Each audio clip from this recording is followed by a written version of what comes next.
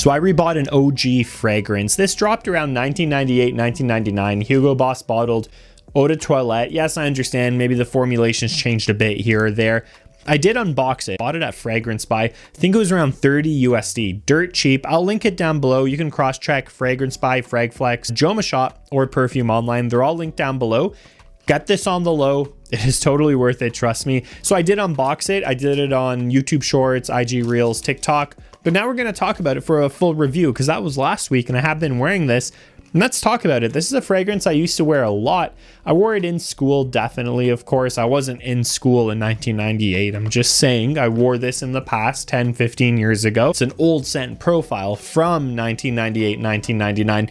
They list the notes at the back. I'll show you guys and then we'll chat about it.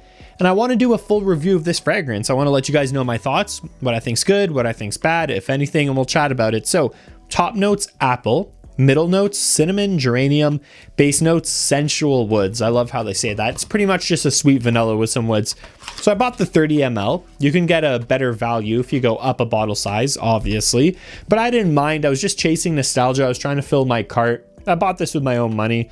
Like I said, I purchased it at Fragrance Buy. I think it was about 30 USD, which wasn't a bad price. This bottle, definitely a classic, definitely iconic. Let's talk about it. We'll do this over here. I'll let you guys know. So the thing about this fragrance is, listen, I understand it's a newer formulation, but it still hits. That nostalgia hits. It is just a wave of a throwback to when I used to wear this fragrance. Right in the opening, a very fresh synthetic apple accord. I'm not going to sit here and say it's super high quality, but it's not bad. It's better than a lot of fruity accords that the Invictus line puts out these days, let's be honest, or the YSL-Y line puts out these days. This is really nice. The spicy geranium, a little bit of a men's floral there. A little bit of a fake cinnamon, spicy cinnamon accord at the top. And of course, those woods with a creamy, almost musky vanilla base. Very masculine, very nostalgic, and I still like it very much. I really do. Maybe if some of you guys are younger, you may actually not like this. It might remind you of your dad or uncle or older brother or something like that. But for me, having worn it about 10 years ago, this does just throw me back to school when I was in uni wearing this fragrance. And it's a good time. It's a good vibe. I think this scent profile aged very well. Very well. And I think you can still wear it today. Yes, there's tons of new, fun, exciting fragrances and exciting designer fragrances. So please wear those. I got tons, you can see here, and in all those shelves. I have hundreds. I know how it is. But it's sometimes nice revisiting a classic and kind of trying to understand, you know, is it still good today? Was it just a fragrance of the times? In my opinion, a fragrance of the times would have been, say, Chanel and Teus. Really good scent profile. I've reviewed it in short form content on this video, on this channel, and I really like it, but I do think it is a fragrance of the times, of course. I know it was 80s, it was a little different. This one still holds out pretty well, still smells good. Now, I did test this out. Again, this is my full review. The performance isn't the best, but I was surprised at the longevity in this bottle. The projection's okay. It's about a foot, so it projects okay. It's not a skin scent. It's not a fragrance that you spray and it goes away.